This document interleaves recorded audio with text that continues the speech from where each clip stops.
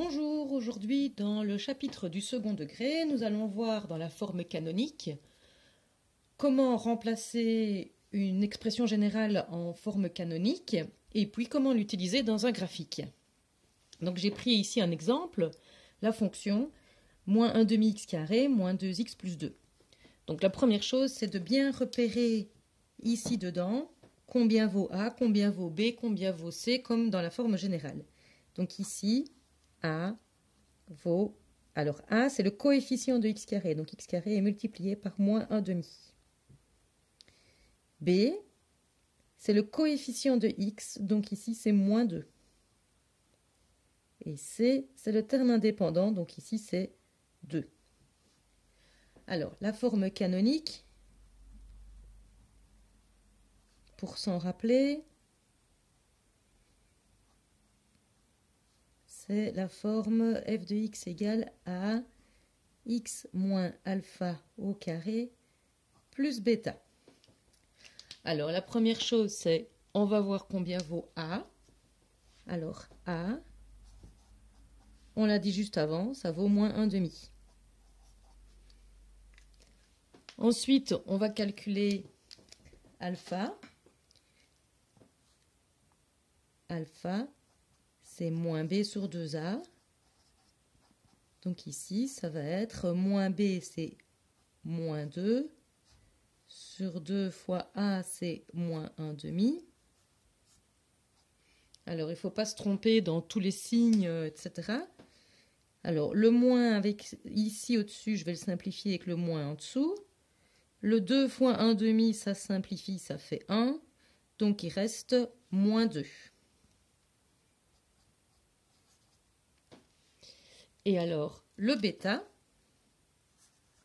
sa formule, c'est 4ac moins b carré sur 4a. Donc, j'ai 4a moins 1 demi fois c, 2, moins b au carré. Alors, attention, b, c'est moins 2, mais le moins est au carré aussi. Hein, c'est tout b qui est au carré. Sur 4 fois a. Si on calcule tout ça, ça va faire 4. Je peux donc maintenant écrire la fonction moins 1 demi x carré moins 2x plus 2, c'est égal à, alors, moins 1 demi, puisque a c'est moins 1 demi, x moins, alors alpha c'est moins 2, donc ça va me faire plus 2, au carré, pas oublier le carré, parce que souvent on l'oublie, celui-là, plus bêta, et bêta vaut 4. Alors, j'ai donc changé l'expression générale et je l'ai mis sous la forme canonique. Ça fait moins 1 demi, que multiplie x plus 2 au carré, plus 4. Si je veux le dessiner maintenant, c'est intéressant de retrouver son sommet. Alors, le sommet, si on veut dessiner ceci, on a une fonction carrée, donc on va avoir une parabole. Comment va se déplacer cette parabole? On a un plus 2 à l'intérieur de l'expression, à l'intérieur du carré. Donc on va avoir une translation horizontale. Attention, on doit faire le contraire de ce qu'on pense. Donc on ne va pas aller vers le plus 2, on va aller vers le moins 2. Et à cause du plus 4 ici, on va avoir un déplacement de 4 vertical. Donc le sommet, qui est le point le plus bas ici dans ce cas-ci, bon, alors après, il y a le moins qui va faire que ça va être le plus haut. Mais le sommet va être déplacé de 2 vers la gauche et monté de 4. Donc, le sommet, c'est la même chose que si je prends alpha, bêta. Le sommet, ses coordonnées, ça va être moins 2, 4. Ça, c'est quelque chose de pratique à savoir. Alors maintenant, pour dessiner cette parabole,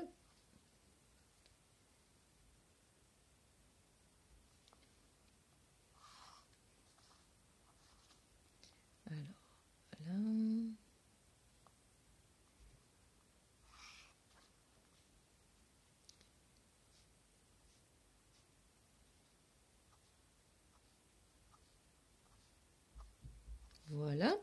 Donc, je vais placer le sommet, moins 2, 4. Voilà le sommet. Il y a un autre point qui est assez simple à placer, c'est le terme indépendant, parce que le terme indépendant, c'est la même chose que l'ordonnée à l'origine.